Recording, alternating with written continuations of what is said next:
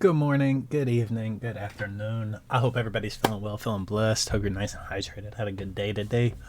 We're getting back into it. Today we're going to be reacting to a video from Sunny V2. Today's video, Little Xan deserves his failure. Is this true? I couldn't really rock with a lot of his music, but he did get pretty big. So let's see what this video's got for us. Let's go ahead and get into it. You guys enjoy. Reality has hit Little Xan now. You feel me? The money probably not coming in the same way. Stat's trying to get 30 grand out of him to finish up the balance on the G-Wagon. On the and G-Wagon. he don't got 30 grand for it. 30 grand when he had who knows how much money Bro, at one that's point. a reality I for would, a lot of I will artists, cut right? my arm off if Lil Xan has $30,000. It was just 3.5 years prior that on the very same podcast, Lil Xan was sitting back and bragging about owning 3 different Los Angeles apartments. I have the same one 10 floors up now. Really? Yep. What? Don't you have another one down the street Yep. too? And another one on the same floor. Why do you have 3 apartments? One for my parents, one for me and Eli, my hacker, and then one for the host. The hose? Despite once being in what seemed like an unlosable situation, it was obvious that over the long run, Lil Xan's failure was not only inevitable, but deserved, and it all began with what seemed to be a poor work ethic, dating all the way back to high school. So I failed every class up until I dropped out freshman year. I just could not sit down for 7 hours a day. Now, we shouldn't make the argument that poor grades in school automatically result in a poor work ethic over the long term. There are simply too many examples of mediocre people performing terribly in school before going on to achieve greatness in a different field. However, there's a bit of a difference between finishing school with bad grades and failing every single class before dropping out in your freshman year of high school, as was the case with Lil Xan, establishing what you might call something like a predisposed naturally poor work ethic. It's one They thing could that never you get can make Xan it to do all the way shit through. that he actually had to do for his career. Like, I remember talking to Stat about it and he was constantly frustrated. There are going to be numerous examples throughout this video of Lil Xan often being unable to do the work whenever it was required. We already discussed him dropping out of school in his freshman year, but it continued into the beginning of his music career when he failed to show up to countless meetings with other big rappers who had given him an opportunity. He kept missing the meetings. When at less than 2,000 followers, he'd be noticed by an individual named DJ Fu, who wanted to take Lil Xan to meet a potential manager by the name of Stat Quo, who was an old school sober rapper and manager who had worked with Eminem in the past. If it wasn't for this guy, I would literally never have been discovered, never met Stat Quo. We wouldn't be doing the No Jumper Day in the Life. However, as mentioned just prior, despite this insanely big opportunity while still at such a small follower count, Lil Xan kept missing the meetings either as a result of being disorganized or because he thought the meetings were too good to be true. It's LA. You can't believe everybody. It's LA. It was a time when SoundCloud rappers were popping up left, right, and center to the point that it was becoming a meme. Lil Peep, Lil Skies, Lil Pump with Gucci Gang. Is Lil Pump actually an artist? Is he a rapper that is truly worth taking seriously? The border between I don't know. being I a do musician like and a being lot a of- meme. So when do a like song a was lot of released to Little Lyrical Skies Lemonade, music. titled Betrayed, sung by an artist with a name as stupid as Lil Xanax, people had to click to see if it was a meme or not. People clicked on it because they were like, we gotta hear what a Little Xan sounds like, you know what I mean? And then they were actually like pleasantly surprised. The song was actually pretty decent, creating a perfect storm exploding its popularity. I've always said that it was just like the perfect combination of the name, the thumbnail, the title, the actual song itself. It blows my mind, bro. And shortly thereafter, it would become the most viewed video on all of Cole Bennett's Lyrical Lemonade. Just how quickly you went from a total nobody to somebody that everybody knew. It's crazy. It was so shocking, even for me being like really close to it. However, countless comments along the lines of, if he kept making music like this, he wouldn't be a joke, hint that after this project, he would be considered as somewhat of a one-hit wonder, as 6 months later he released his long-anticipated first studio album, which would be met with many negative reviews from individuals like Anthony Fantano. We're not even at the halfway point of the year yet, and this is one of the worst things I've heard all year. Whilst failing to achieve a professional review higher than 2 out of 5 stars, or more than 5 out of 10. The reasoning for the poor release would be discussed by Adam22 at a later date, and it was what you might call unsurprising. Like, I remember when Lil Xan's album came out, right? And I remember having a conversation with Stat and being like, what do you think of the album? Because it was pretty obvious that the album was bad. Xan put in like no work for the album.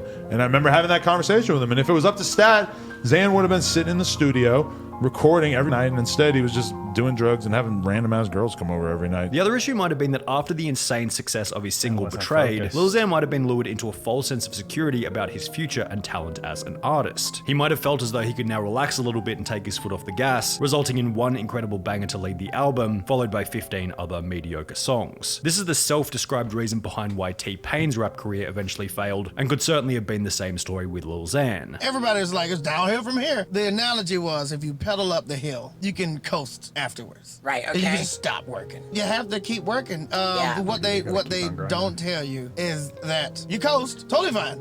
There's another hill. So you gotta Right. keep going. From Lil Xan's perspective, he would state that the poor performance of the album wasn't his fault, and was instead the fault of his management. I dropped like a mixtape that got way more like positive reviews than my album, and it should have been my album because my first album wasn't put together by me. It was put together by my management, and you know, I love my management, but I mean, they f***ed my first album completely up to the point where I didn't even pick the track listing or like what songs were going on. It was so rushed. However, this just revealed another one of Lil Xan's flaws, a lack of personal responsibility. Now, we don't know whose fault it was that the first album flopped, but in reality it's usually a mix of both parties and is rarely the fault of I one would person believe or it's another. both However, parties Lil at Xan fault. is the artist. If you release something publicly under your name and it sucks, you unfortunately have to own the failure. Plus, most of the time, even if it wasn't your fault, people like you way more when you just say, yeah, it was my fault, because it displays humility and the desire to improve. Anyway, despite his first album being a bit of a flop, Lil Xan was still able to maintain his popularity after the initial blow-up, because when you look past the dopey personality, minor victim complex, and actually watch him on one of these podcasts, he's a surprisingly likable dude. He's not an arrogant douchebag like, for example, Lil Pump, and generally speaking, he's honest and transparent about the good and bad in his life. Talk about anything, like Exactly. if you ask me anything, I'll be like,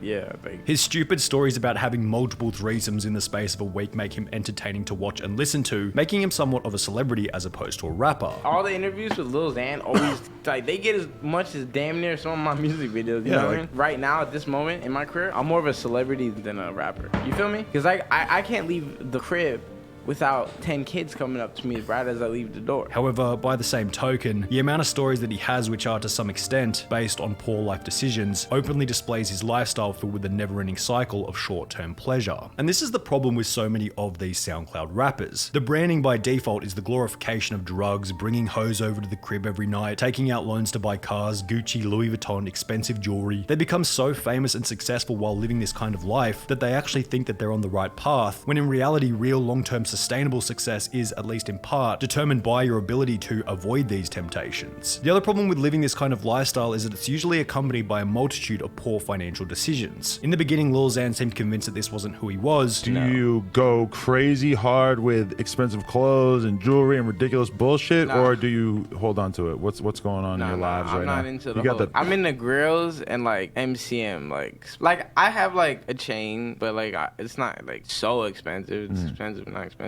I'm not into the whole jewelry. However, only 6 months later, in a video posted to YouTube once again by No Jumper, this seemed to have changed, as Lil Xan's out-of-control spending habits and lack of respect for valuable items was put on full display. He'd start by mentioning that he would take any sponsorships as he was low on cash at the time. Money bag, cream soda, you wanna sponsor me? Do it. I will take any endorsements. I'm broke. However, he'd then go on to talk about and reenact himself smashing his TV. I got so mad. I literally walked up in this the other day. I took this skateboard and I was like,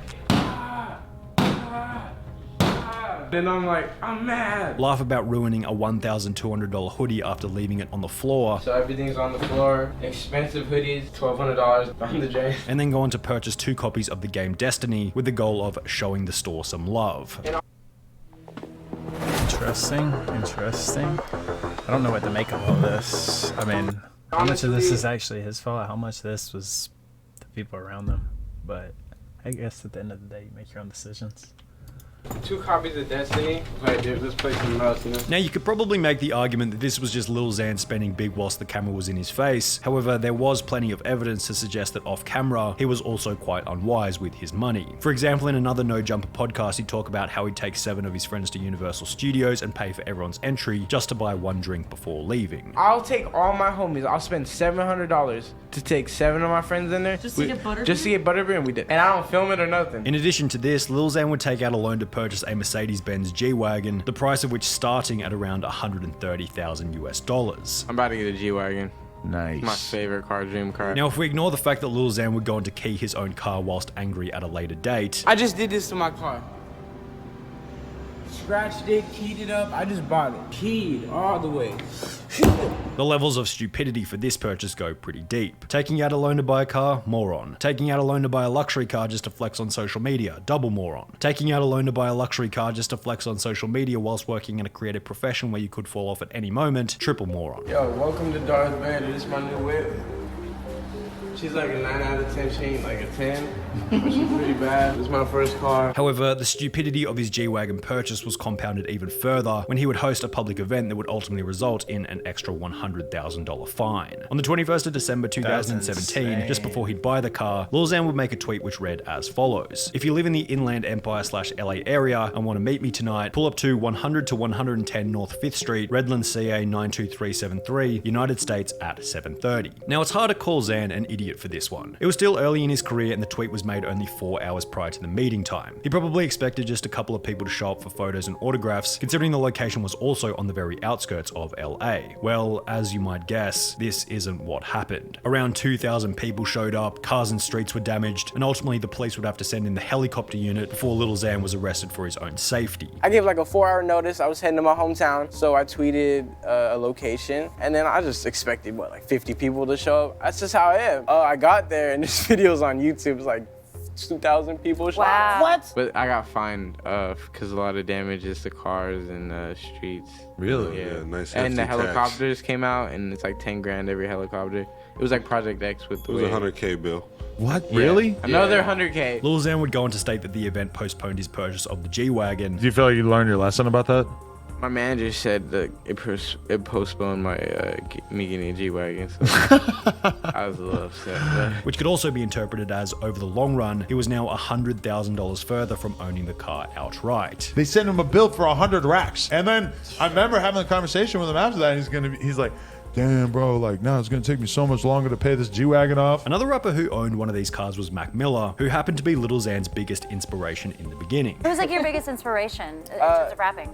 Mac Miller, yeah. Mac Miller, he's sick, right? Yeah, like he's like a big inspiration. Like, however, when Mac would unfortunately die only 9 months later, this also seemed to have an effect on Lil Xan's desire to make music. I'd be like legit crying like in my crib, like this ain't true, bro. Like Mac did not overdose. Mac's still alive. Mac's still here. I just saw Mac 2 weeks ago. When your hero dies, I don't want to make music no more. Like, he was like the reason I made music. In this same interview, Lil Xan would also talk extensively about his desire to quit music and simply become a public figure. So that's why I'm not doing music. Like, after I finished my contract with Columbia, I didn't know what I was signing up for. I'm more of a celebrity than a rapper at this point, so that's why I'm quitting rapping. And at the end of the day, if he's not enjoying music, the tracks that he does put out won't have the required level of effort in order to compete with other artists who are giving it their all. Lil Xan's attempt to leave music and rather become a celebrity / public figure didn't really work either. After an explosive year on Instagram in 2018, his growth would slow dramatically and has been in continual decline for the last 25 months, leading to an Instagram livestream in December 2021 in which Lil Xan would show that all of his poor decisions from the past were clearly coming back to haunt him. The industry just doesn't care. They just want you to pump out hit records, and when you're useless to them, just leave you in the dirt. You know. In this video, Lil Xan would blame his sober, business-minded manager Stat Quo for fueling his drug addiction after he'd supplied Lil Xan with drugs while on tour so he could go out and perform. And my manager was supplying me with the drugs.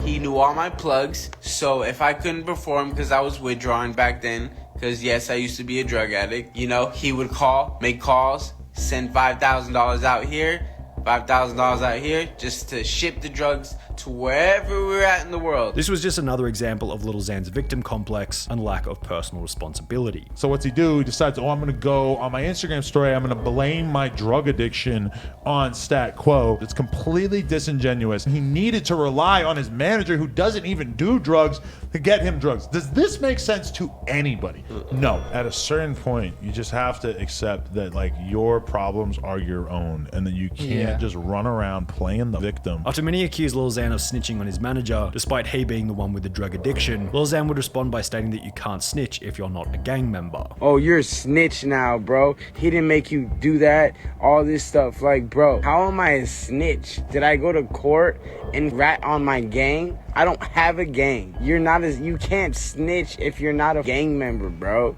miss me with that. I'm trying to help other artists in particularly my same similar situation. In the Instagram livestream, Lil Xan would also reveal that his manager had taken the G-Wagon from him, as Lil Xan still owed $30,000 on it, which Lil Xan would state was unreasonable, as he had paid for the majority of it. Also, he took my car away too, that I paid the majority of the money, and now he wants $30,000 of the remaining money to pay it off, which I paid. Literally, it's all my money in the car, and he won't give it to me. Without $30,000 to take full ownership of his G-Wagon, a declining follower count across each of his social media platforms, and no new music in over 7 months, it seems like this could possibly be the end for Lil Xan's career. I hate to say it, but I might have to agree. That might be the end for him. I mean, it's unfortunate that that's how it works with some artists. Hope you guys enjoyed that video. That's all for this one. I'll see you in the next.